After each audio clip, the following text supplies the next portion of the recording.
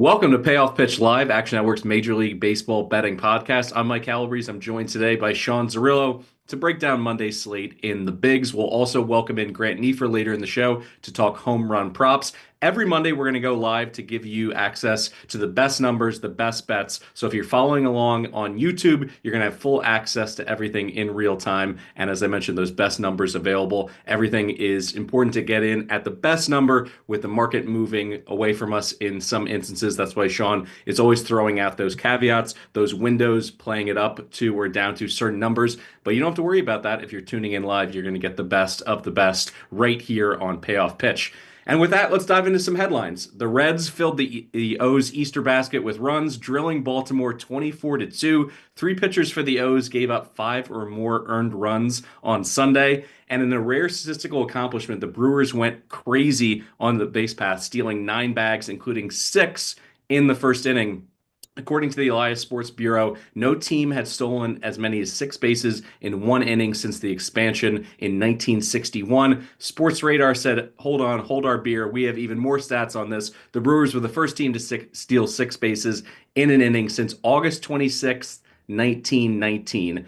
We'll bring you in on this one, Sean. What do you think was more demoralizing, to give up 6 stolen bases in the first inning or to give up 24 runs going away in a huge 22-run blowout loss? Oh, that's a good question. I just think about the way it skews run differential right now. You look at the run differential for the Cincinnati Reds and you're like, whoa, plus 33 run differential, best in the NL Central. And it's like, yeah, well, most of that came in one game. So run differential can be skewed by certain performances in individual games. It can be skewed by giving up a bunch of runs, right? The Orioles tanked their own run differential yesterday, throwing out position players at the end of the game and whatnot. So just keep that in mind as we go through the season. Run differential way that people like to evaluate teams in the aggregate throughout a season. It can be a little bit misleading. I think the stolen base thing for the Brewers is super fascinating. They added another speedster to come up and play third base for them, Chad Durbin. So this is a roster that is super athletic, super fast. I was watching the Red Sox Clubhouse series on Netflix over the weekend. They had an episode where they stole, I believe, 10 bases, set a franchise record against Jose Trevino. Trevino now on the Reds. If a team stole 10 bases in a game between the Reds and the Orioles, I actually might have expected it to be the Orioles doing it to Jose Trevino and not the other way around. But yeah, it's super impressive. The Brewers have, they've done what they typically do, which is pitch well and run the bases well in order to get themselves to an above 500 record. Logan Henderson came up yesterday, looked pretty good. The skepticism surrounding this team was bullpen quality a year after throwing their bullpen a ton, trading closer Devin Williams, and then starting pitching depth, being able to not kill that bullpen this year because they didn't have a lot of starting pitching depth last year. It seems like the Brewers may be functional. They may be competitive in the NL Central, especially with Justin Steele going down for the Cubs. And the Reds are playing pretty decent baseball too, at 500 to this point. So I think the NL Central ultimately still gets one team, given the relative strengths of the second, third best teams in the NL East and the NL West. But, I don't think the Cubs are a runaway favorite in the NL Central at this point. I think the Brewers and the Reds look like they're going to be competitive throughout the season. So definitely an interesting division to keep an eye on. And considering my Reds bets, I like to see them playing well thus far, but I also have the Cubs to make the playoffs. So I think as long as it's Reds or Cubs, I'm in pretty good position. And I'm still mostly against the Brewers to be there at the end, but it's good to see them, maintaining their identity and doing what they've been doing for the past several years, even though David Stearns moved on to the Mets. Like, they're still developing pitching well, and they're still clearly developing position players well. Let's move on to your best bet here on Monday. You've circled the total between the Padres and the Tigers. Montero started last week against the Brewers. He got rocked. He gave up 3 bombs, 5 earned in 5 innings worth of work. On the other side of this matchup, the Padres are giving the ball to Randy Vasquez, who's looked great this season in terms of his ERA, 1.74 through 4 starts, but he's been hard hit a high percentage of his innings so far this season, and his FIP is 4.29. How are you seeing this total at sitting at 8.5? Yeah, Montero, it's easy to say 5 innings, 5 runs, got rocked, 1 strikeout, or 1 walk, 8 strikeouts. And, when you're taking smaller samples of pitchers, smaller game logs, walks and strikeouts are almost everything. So it's actually very good to see that he was controlling the zone really well. Montero's problem is when guys do hit him, the ball tends to go a long way. Career 1.9 homers per nine. He has a slightly better walk rate, slightly better strikeout rate, I believe, too, than Randy Vasquez. Vasquez's issue is command.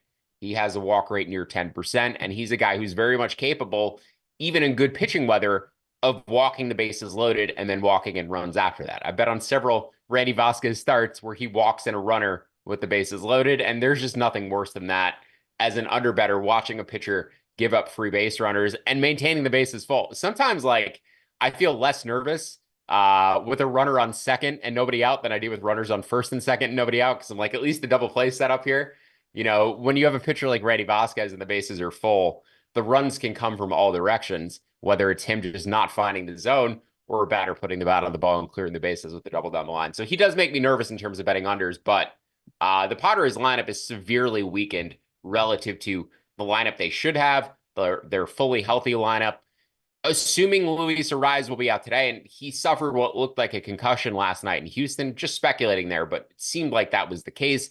At minimum, he should be out today, if not for at least a week. So now you're talking about pulling Luis Ariz, Jackson Merrill, Jake Cronenworth, and Jason Hayward, all left-handed hitters, out of that lineup going against a right-handed starter.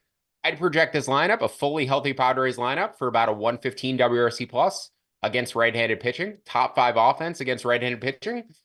Without those guys in there, closer to league average. Still above league average, about a 102 WRC plus, but you go from having 8 above average hitters against right-handed pitching to 4 below average hitters against right-handed pitching. You still have very top-heavy, right? Tatis, Machado, Bogarts, but then after that, your 5 through 9 spots in your order: Jose Iglesias, Tirso Ornelas, Yuli Gurriel, who could barely get a major league job, Tyler Wade, and then your catcher spot. And your catcher spot is going to be below average regardless of whether you're healthy or not. They just have below average offensive catchers.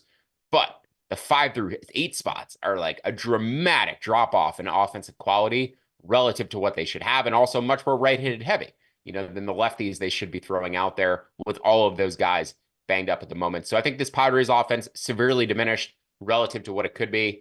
I do prefer their bullpen, though, and if we're talking about betting a full game over or full game under as opposed to a team total under, that's why I like the game under, just because the Padres do have the nastier bullpen and they're likelier to keep this game lower scoring in general. Now, something else I found digging into the math last night, trying to find a way to quantify the Sunday Night Baseball hangover effect, because this is something we regularly discuss here. Teams coming off of the Sunday night game, having to travel overnight to a new city, and then playing in that new city against the team who played on Sunday afternoon. So travel, rest advantage, etc.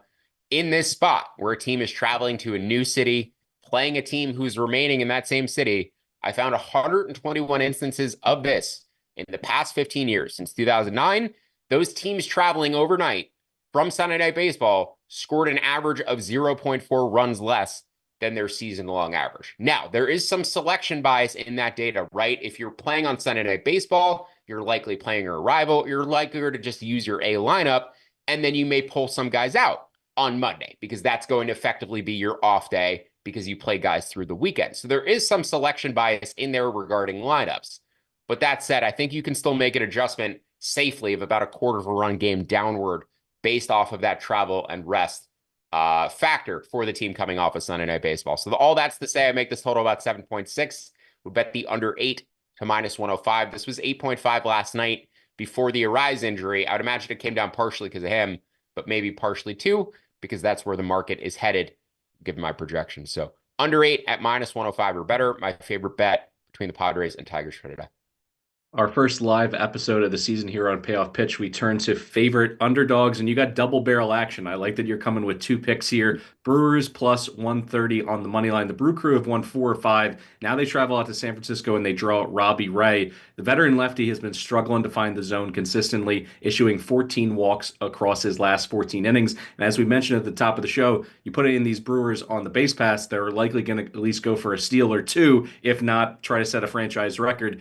Beyond Robbie Ray, what else do you like about this matchup for Milwaukee? Yeah, Robbie Ray doesn't hold base runners well either. You would think as a left-handed starter, like, can neutralize the Brewers' running game somewhat. Teams attempt about a steal per game against him over the past 4 or 5 years. Since 2021, 73 steal attempts and 76 starts, and batters or base runners have completed 56 of those stolen base attempts. So above the major league average, and allowing a very high number of steal attempts. Now, Patrick Bailey, a catcher we regularly discuss on this podcast, I regularly discuss in Opening Pitch, because he's one of the best pitch framing catchers in the sport, grades out as my number 1 pitch framing catcher, grades out as my number 1 defensive catcher That said, he's much closer. He's still a good stolen base prevention catcher, but he's closer to league average in stolen base prevention than he is in terms of pitch framing and stealing strikes. And with a guy like Robbie Ray, super crucial for him to steal strikes. Robbie Ray is not missing in the shadow zone. Robbie Ray is missing wide and like low and all over the place. He's not like barely missing the zone. He's obviously missing the zone. Um, it's blatant like command issues. 17% walk rate this season, nearly 18%, 79 location plus, and the stuff plus is also down mostly because he's trying to throw a changeup, which is not graded out particularly well. I believe it's a 71 stuff plus figure on that changeup. It's gotten hit hard. And Ray, trying to find some way to neutralize right-handed hitters. Career, he has a 2.8 expected FIP against lefties, a 4.04 expected FIP against righties. So huge platoon split for Robbie Ray. Quinn Priester doing some interesting things for the Brewers. Now, this is a guy I've always been super low on. Strikeout minus walk rate low throughout his career. Below average stuff, average command. The Brewers traded a comp A round pick for him, which is a very high. It's basically between a round 1 and a round 2 pick in order to get him in April. So it's not like the Red Sox were like, we need to get this guy off the roster. We'll take anything for him. The Brewers actually gave up a relatively significant piece to get Quinn Priester a couple of weeks ago. And you see some immediate changes in terms of the underlying stuff metrics on his arsenal. This is a guy, first 2 years of his major league career, has not had a single pitch average over 99 stuff plus. Last start, 103 stuff plus on his sinker, 101 on his slider, 105 on his changeup. Now you're talking about a guy with a ground ball rate north of 50%, throwing 3 pitches that all grade out as better than league average by stuff plus, likely because the Brewers modified some of his pitch grips, maybe have him throwing to different locations. I'm not exactly sure what they modified in him, but as soon as they got their hands on this guy, you see the stuff plus ratings climb relatively immediately within a matter of a few weeks. The ground ball rate is always going to give him a very high floor. He has a good sinker. He keeps the ball on the ground north of 50% of the time. But if these better pitches, if the increased stuff plus on these pitches leads to more strikeouts and leads to a strikeout minus walk rate that's closer to a league average starter, Priester can actually be effective, and this may look like a very good trade for them. The other angle that I like in this game, aside from the Brewers potentially having a starting pitching edge here, the Giants' bullpen is a little bit more banged up than they typically would be. They blew a 4-run ninth-inning lead, 3-run ninth-inning lead last night against the Angels in Anaheim. Joe Adele 3-run walk-off, bases-clearing double. You rarely see those walk-off, bases-clearing doubles because it means you're down by multiple runs when it happened. So that was just kind of like a cool, unique walk-off, but Ryan Walker, Rogers, both have pitched back-to-back days for the Giants bullpen. The Brewers had a blowout win yesterday through Logan Henderson, and then I believe through Tyler Alexander for 3 innings behind him. So bullpen in a little bit better shape. Prefer their starting pitching today. Lineups relatively equal. I actually make the Giants the better defensive team, but as we discussed with the Brewers and their speed, I prefer them strongly on the base pass. I rate them probably as the best base running team in the league. So I make Milwaukee plus 110 here or plus 112. I'm going to bet them down to plus 120. And then I'm not sure if you teed me up for the Jays, but I'll let you reset me so I can catch my breath before I give out my Jays analysis. Another underdog in the same neighborhood, plus 125, the Toronto Blue Jays. They dropped their final 2 games against Seattle, lose that series. Now they go off on a 6-game road trip starting in Houston. Luckily for them, they get Gausman with his insane whip of .71 on the bump here. He's pared down his pitches this season, mainly throwing just his 4-seam, his split finger, and his slider, all to great effect. And on the Astros side, you get Hunter Brown, who's been the model of consistency. 4 starts, all going 6 innings in those 4 starts, right around 100 pitches in all of them, with an ERA of 1.5. Why do you think it is a good time to buy on the Blue Jays coming off a series loss? Yeah, I think that's more so what it is. I'm buying Gausman. I'm not selling Hunter Brown. I love Hunter Brown. I'm probably as high as anybody out there on Hunter Brown. And in fact, his stuff, his velocity have all gone up this season. So Hunter Brown is nasty. Since he introduced that sinker last season, he's thrown 171 innings with the sinker, 2.37 ERA, 3.3 expected FIP. And his stuff plus, as I said, this year gone up from 115 to 125 or 105 to 115, bot ERA down almost 0.7 of a run from 4.2 to 3.3. So Hunter Brown gotten better, if anything, right? But Kevin Gausman, when you look at his career peak, past 5 years of his career, 2024 is now the clear outlier amongst those seasons. He looks back to form this year, The stuff plus has climbed back over 100. The strikeout minus walk rate, the strikeout rate has reverted back towards his career average, closer to 20%. Last year, he was near 14%. And the expected ERA is 3.3. Last year, it was 4.7. So across the board, everything says Kevin Gausman back this year, as you mentioned, pared down his arsenal a little bit, stopped throwing his sinker. He was really only throwing it about 5% of the time. But when you consider that's probably about 5 sinkers per start, and this pitch was giving up a 290 expected batting average and a 490 expected slugging percentage, well, now you're taking away a hit and a half per game, based off of not throwing that pitch 5 times per game. You're taking away a hit per game. If they were batting 288 against it, you're literally taking away, a hit and a quarter, hit and a half per game based off of not throwing that pitch anymore. So reallocating the sinker back into the 4-seam fastball, throwing that as much as he's ever thrown it. But overall, just the stuff has come back up. The velocity has come back up a little bit, throwing his slider as hard as he's thrown it in a few seasons, and now able to get lefties and righties out again. I've mentioned this before, but a lot of his struggles last year, he was getting ahead of hitters.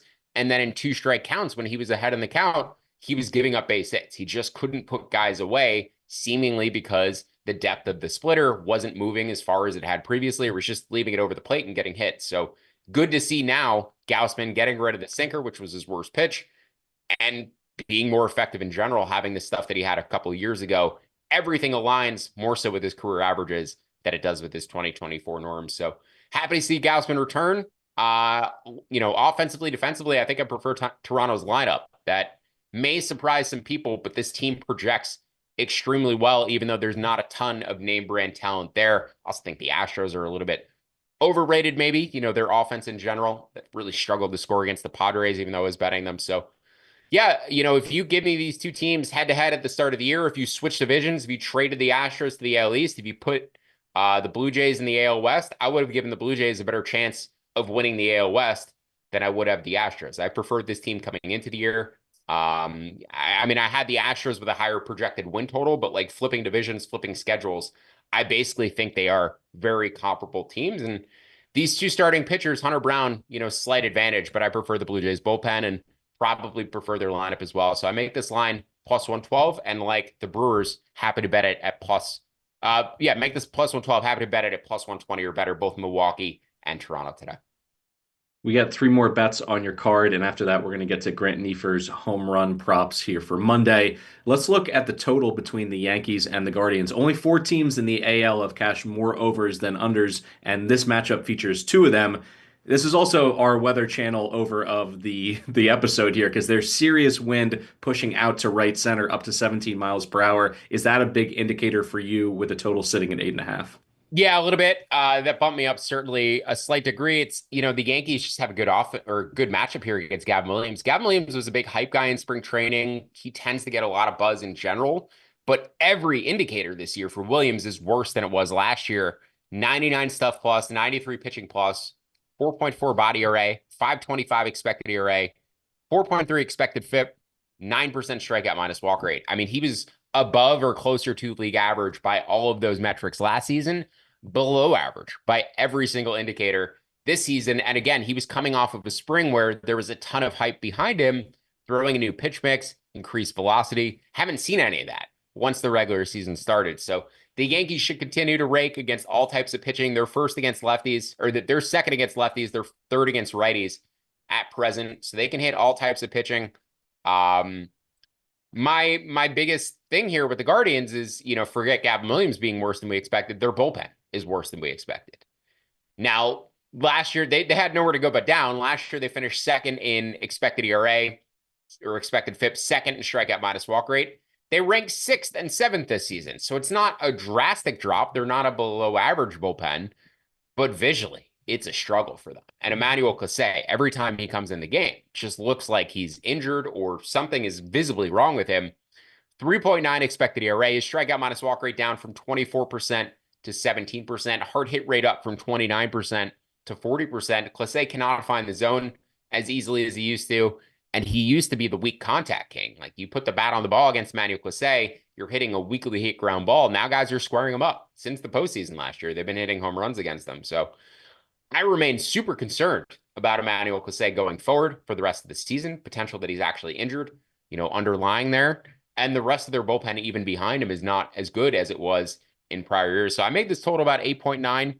I'd bet the over 8.5 to minus 105. This total came up from an opening number of 8 and seems like it may close around 9. So I'd be happy to get the over 8.5s where available at minus 105 or better. Another total you've circled here, Mets, Phillies, McGill versus Nola. We know what we're going to get from McGill. Really, the question is, can Nola regain his form from 2024? Because so far this year, he's been awful. Teams are teeing off on his fastball. Per Baseball Savant, his fastball value is 6 out of 100. Woof. Does that scare you off of a potential under here, or do you think this has the makings of a low-scoring matchup in the NL East? Yeah, Noah seems to be very Jekyll and Hyde against the Mets, or either he shuts them down for 7 innings or he gets lit up early. The velocity for him is down this year, stuff plus down, but overall, he's not far off from the pitcher. Underlying indicators are not far off from the pitcher we've become accustomed to recently. Obviously the ERA sky high thus far. I believe he's 0-4. Had a rough start, but an expected ERA of 4 by Statcast based on the batted ball quality and the strikeouts and walks that he's given up. Last year before, 3.7. So 4 versus 3.7, not a significant difference. Strikeout minus walk rate of 16%. He was closer to 18%, 19% the past 2 years. So again, slightly worse than the past couple of years. Velocity down a tick, but should still perform as a league average starting pitcher. My bigger concern here is just how often the Mets have seen him. Current Mets hitters have north of 300 plate appearances against Aaron Nola, and they've hit him hard. They have an 833 OPS against him in those plate appearances. So a lot of experience facing Aaron Nola in this pitch mix, a lot of success against that. Tyler McGill, quite the opposite, more limited sample, 94 plate appearances, but he has shut down these Phillies hitters, 545 OPS against. And he's also throwing a slightly different pitch mix this season than he had in prior years. I broke it down in opening pitch today, but different release point on all of his pitches and also a different grit on his slider, which has led to new movement on the pitch, and his stuff plus metrics have exploded this year, Tyler McGill. So last start, not as good as his prior 3, but still looks like the best version that we've seen him in his career. Yeah, just as I said, concerned that Nola has faced the Mets so much, and they've had success against him, but overall, I don't think he's been nearly as bad as the 6+ ERA this season suggests. Everything under the hood says he's closer to a league average starter, no longer a number 2, probably the 3rd or 4th best pitcher in that Phillies rotation now. I would put him certainly behind Sanchez, maybe even behind Luzardo as well. So it's weird to think about Aaron Nola with this giant contract, no longer being the Phillies' 2nd or 3rd best starting pitcher, but I don't think it's because of him. I think it's more so because the other guys have gotten better behind him and they've really upgraded the end of that rotation. So I make this total 7.4. Again, not super comfortable betting it because of Nola, but under 8 to minus 118 or under 7.5 at even money would probably both be bets for me. Despite the wind blowing out here, 9 to 10 miles an hour, should be relatively chilly tonight in Queens. Going to be 54 degrees at first pitch, but a real feel of 45. So a little bit colder, should suppress some run scoring. Braves are hosting the Cards. It sounds like you don't want to mess with the Braves bullpen. Just going to ride with Spencer Schwellenbach in the first 5. What's the price currently for the Braves in the first 5 innings? I make it minus 195. I'd bet it up to minus 180. I think that's where the market moved up to today. I took minus 166 yesterday, but just a big delta for me between these two starting pitchers. Schwellenbach, projected FIP range of 3.3 to 3.6. Fede, projected FIP range of 4.1 to 4.7. Sorry, 4.0 to 4.5. So only about a half a run between them, but the underlying indicators, Schwellenbach's had a bot ERA of 288 and 274 the past 2 years. Fede, 416 last year, 477 this year. I think we saw his peak season last year, got traded from the White Sox to the Cardinals. Everything has kind of come back down for Fede this season, where Schwellenbach, if anything, has gotten better. I think Fede's still getting handicapped off of his 2024 season, not the 2025 underlying indicators, which have basically reverted back towards career norms. As I said, I think we saw his career year last year, and it's only down from here where Spencer Schwellenbach's still on the way up. So the bullpens, in this matchup, much closer. The Cardinals do have higher leverage relievers who are very effective. Maton, Romero, Helsley. Fernandez has not been nearly as good this year, but Maton has basically supplemented what Fernandez did last year. So if we get into a bullpen battle late, it's pretty comparable. If you get to high leverage relievers, if you play extra innings, the reliever quality is going to be pretty similar. But for the first 5 innings, I do give the Braves a pretty substantial starting pitching edge. So minus 180 or better would be a bet for me. An opportunity for Grant to get into the batter's box here and to give us his home run props for Monday. He's going to be here every single Monday as we go live to give us some options on home run props. Before Grant parachuted into the show, he was saying that essentially the slate was a little bit lighter than usual, but that didn't stop him from digging through all the numbers and unearthing a few options to have you tag on for your plays on Monday. A reminder to our audience, there's quick slip links available if you want to just hit that and populate in your sports book of choice, and that way you can tail some of these bets. So what do you have for us, Grant? Yeah, thanks, Mike. So I've got three of them today. If you want to parlay them all together, you can use 30% profit boost over at FanDuel and get around 230 to 1, which is pretty solid here. Let's just get right into it. First off, we've got Ellie De La Cruz, the best odds out there over at MGM at plus 575, 520 over at FanDuel, but I'm fine with that with the boost. He's been fantastic so far this season. The underlying numbers are great. The barrel rate is at a career high, which I know it's early on in the season. We're seeing that a lot. But overall, he's seeing the ball really well. 5 home runs on the year. Gets a matchup versus Meyer, who we don't have a huge sample size on, but grades out as a slightly above average matchup for lefty power here. So this line just a little bit too high in my opinion. Next up, Pete Alonso. Absolutely love that guy. Gets a matchup versus Nola. Nola overall pretty darn good pitcher, but he struggled with righty power, sitting around a 1.3 home run per 9 over the last few years. The weather isn't great, but Alonso's numbers so far this year are absolutely fantastic. A barrel rate over 20%, a hard contact rate around 42%, both of which would be right around career highs for him. Barrel rate would be drastically career high for him. But he's just hammering the ball, and even with 6 home runs on the season, he's probably due for more than that based on his barrel rate this season. He's played in some cold weather games pretty much all season long.